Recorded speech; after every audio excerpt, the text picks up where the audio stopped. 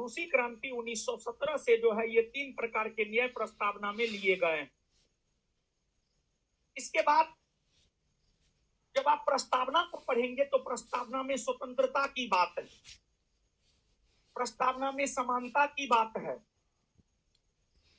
और 1789 ईस्वी में फ्रांसीसी क्रांति हुआ था, और 1789 में जो फ्रांसीसी क्रांति हुआ था, फ्रांसीसी क्रांति का देन स्वतंत्रता, समानता और बंधुत्व का नारा है।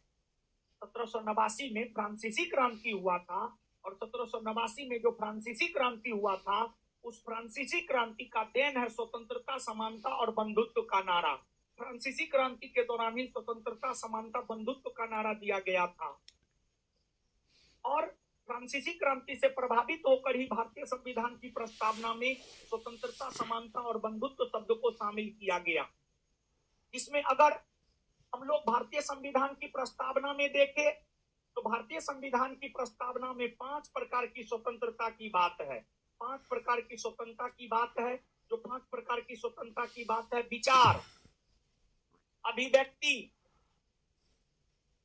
विश्वास, धर्म और उपासना। धर्म और उपासना, ये 5 प्रकार की स्वतंत्रता की बात जो है आपको, ये 5 प्रकार की स्वतंत्रता की बात जो है आपको प्रस्तावना में है। ये 5 प्रकार की स्वतंत्रता की बात जो है बाबू आपको प्रस्तावना में है। फिर प्रस्तावना में 2 प्रकार की समता या समानता की बात है। जो 2 प्रकार की समता या समानता की बात है उसमें एक है प्रतिष्ठा की समता और अवसर की समता।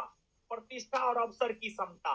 और बंधुत्व की अगर हम लोग बात करें तो एक बंधुत्व यानी एक भाईचारा स्थापित करने की बात की गई है। बंधुत्व का अर्थ होता है भाईचारा, एक भाईचारा स्थापित करने की बात की गई है।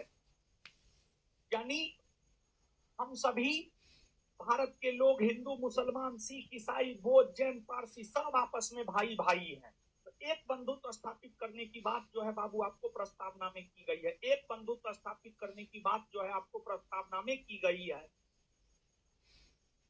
अब अगर हम लोग ये देखें कि प्रस्तावना में एक बंधुत्व स्थापित करने की बात है, फिर 2 समता स्थापित करने की बात है, फिर 3 न्याय स्थापित करने की बात है, और फिर 5 स्वतंत्रता स्थापित करने की बात है।